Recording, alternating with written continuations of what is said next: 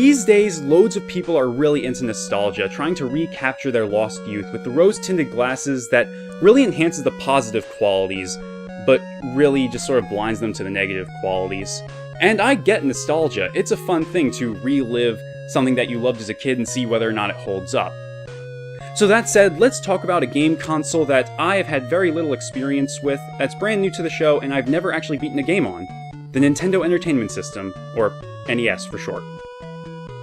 Originally released as the Nintendo Family Computer, or Famicom for short, the 8-bit system was released in Japan in summer of 1983 as part of the third generation of video game consoles. After an initially slow launch and a rampant flaw that caused the original models to crash frequently, the Famicom quickly became massively popular in Japan by the end of 1984.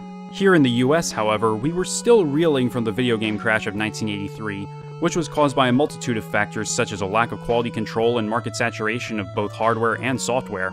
Americans were incredibly wary of video games anymore and had mostly dismissed them as a passing fad, never to return. That is, until they did. Knowing about American ambivalence towards video games, Nintendo took a special approach to marketing and manufacturing the Famicom in the US as the NES. They changed the design from being a top loader to something similar to a VCR, which not only gave us the gray box we all know and love, but also made consumers subconsciously disassociate it with video games by having the cartridges, or packs as they were officially called to further avoid connections to video games, out of view during operation of the console, or control deck because, well, you know. To seal the deal, Nintendo struck up risk-free deals with retailers to demo the console to consumers and also marketed it as an entertainment system with accessories such as the Zapper and Rob the Robot to make the system seem more like a toy than a game console.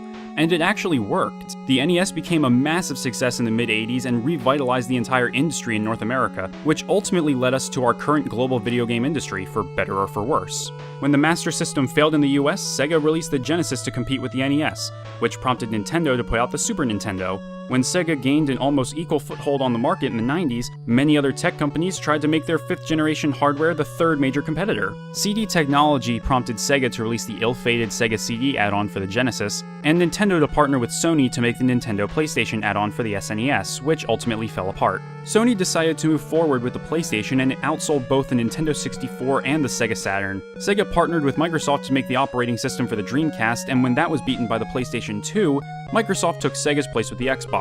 The rest is recent and uneventful enough that a recap wouldn't add that much, but as I said, all of this can be traced back to the success of the NES. So what classic game am I gonna play today? Maybe something Nintendo developed themselves for their original flagship console.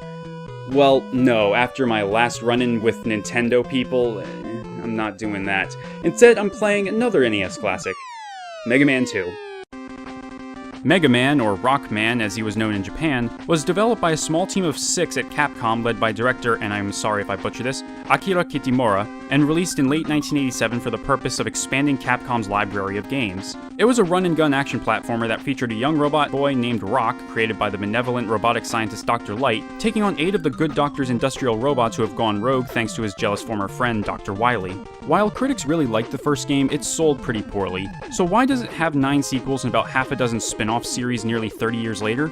Well, the original Mega Man team had Capcom's permission to develop a sequel on the condition that they only do it in their free time, whilst they were also working on other games. After a very brief 4-month development cycle, Mega Man 2 was released for the NES in December of 1988, just a year after the release of the original. Critics loved it, and it went on to sell 1.5 million copies, and is still the best-selling game in the franchise. It's also considered by many to be the best game in the series, as well as a great starting point for newcomers to the franchise. And a newcomer is exactly what I am to this franchise. Ever since I watched Some Call Me Johnny review the Mega Man games a few years ago, I've been interested in trying out the series. I've heard that Mega Man 2 is considered to be the best and also a really good entry point for fans, so I picked it up for $5 on the Wii U Virtual Console, and now it's time to play it. I would play it on the NES Classic Edition, but scalpers. So let's take a look at Mega Man 2 for the NES, as played on the Virtual Console. Being an NES game, the plot is incredibly simple and, unlike a lot of games from that era, is set up when you start up the game as opposed to only being in the manual. It's been about a year since Mega Man defeated Dr. Wily and the 8 Robot Masters, but now Wily's back with 8 new Robot Masters of his own creation: Metal Man, Air Man, Bubble Man, Quick Man, Crash Man, Flash Man, Heat Man, and Wood Man. His plan? To take over the world. Of course! The gameplay and structure are about as straightforward as the plot. You have to fight through each of the Robot Master's stages and fight them at the end, and you can do them in any order you want. They're not very long, and the difficulty between them varies a bit, from being incredibly easy like Airman's stage to being pretty frustrating like Quickman's stage. Seriously, these instant kill rods or whatever in the second half of his stage almost require a bit of trial and error to get past. You gotta know how to direct your fall between screens or else you're likely to die. The game runs on a live system, and you initially only have 3, but more can be found lying around in the stages as well as dropped by enemies on rare occasions. Enemies also drop energy that refills your health and power that recharge your special weapons and equipment. Energy tanks, which refills your health when you select them from the menu, can also be found here and there, but you can only hold 4 at a time. The majority of the mooks in this game are easy to handle using just the Mega Buster, but some become complete jokes when you acquire the weapons of different Robot Masters after defeating them. My favorite, and I'm pretty sure this goes for everyone, is Metal Man's Metal Blade. It fires in 8 directions, fires fast, doesn't use up much power, and it hits most enemies like a truck.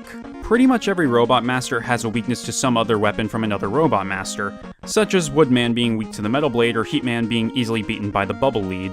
When certain Robot Masters are defeated, Dr. Light will contact you to give you one of 3 equipment items which are creatively named Item 1, Item 2, and Item 3. They're actually pretty useful when it comes to some platforming and actually necessary to use later in the game. Item 1 gives you a platform that rises for a few seconds to get to hard-to-reach areas. Item 2 gives you a platform that moves horizontally for as long as it's on screen or for as long as you have power. Item 2 is the most easily abused. It makes Heatman's stage a complete cakewalk. And Item 3 gives you a platform that moves up walls. As far as platforming goes, it's pretty solid. Mega Man's arc is pretty solid while jumping, and he's able to shoot or change weapons while in midair. You can also fire whatever weapon you have equipped while on a ladder, but you gotta be careful about changing equipment while climbing because once that menu closes, Mega Man will let go for some reason, which can lead to a frustrating death from instant kill spikes. So hold up if you change weapons on a ladder. I should also note that there are 2 difficulty modes, normal and difficult. The original Japanese version had no option, and their version is basically the difficult setting we got here in North America. I played through the game on normal, and it was pretty comfortable all things considered. I did try the difficult mode for a couple stages, and the only differences that I could immediately note were that Mega Man takes some more damage, some enemies take more hits to kill, and some other enemies have slightly altered battle tactics. As far as gameplay is concerned, Mega Man 2 is aged very gracefully. It's responsive, it's reasonably fast-paced, it's not too difficult, and above all, it's really fun to play. And really, what more can you ask for?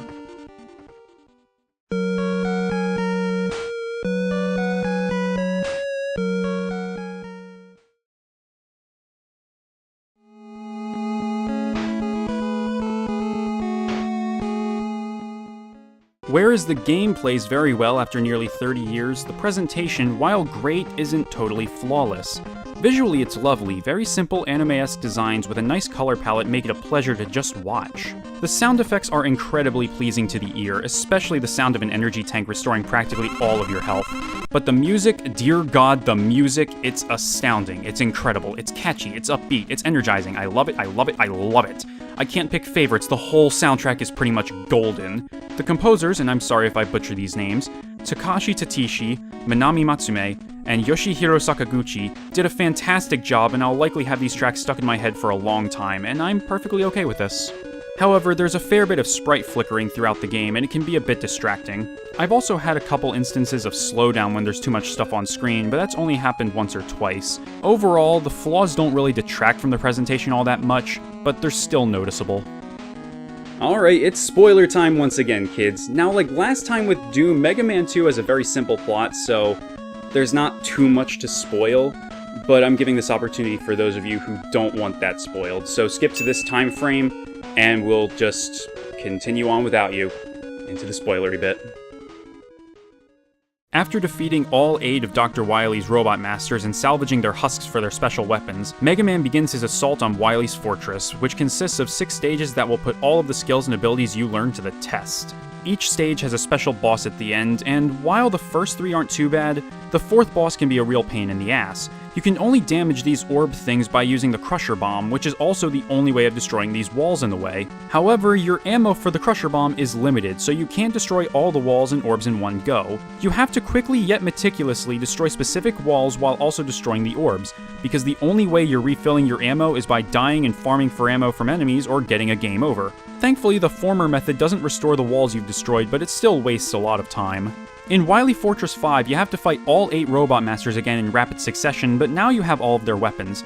And get this, Metal Man is taken down with one hit of his Metal Blade. Isn't that just ironic? After beating them again, you fight Dr. Wily in some kind of flying tank, but he takes off when you destroy it. Mega Man gives chase going through a cavern beneath the fortress, and when he corners Dr. Wily, Wily transforms into... Dr. Wily was an alien the whole time. This throws my entire perception of reality into question.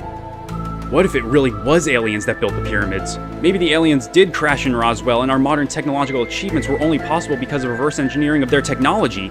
Is it possible that the reason The Simpsons seemingly predicts the future is because the writers and animators are aliens from the future trying to warn us of our impending self-destruction? Did video really kill the radio star? Or was it aliens? Aliens who made MTV, which subsequently killed the radio star over the decades through the use of video. We're through the looking glass here, people. No, if you hit the alien with the bubble lead enough times, it turns out that it was just a hologram. The real Dr. Wily begs for forgiveness, and Mega Man just walks on and on through the ages in a manner that makes me think of the lonely man from the Incredible Hulk TV show.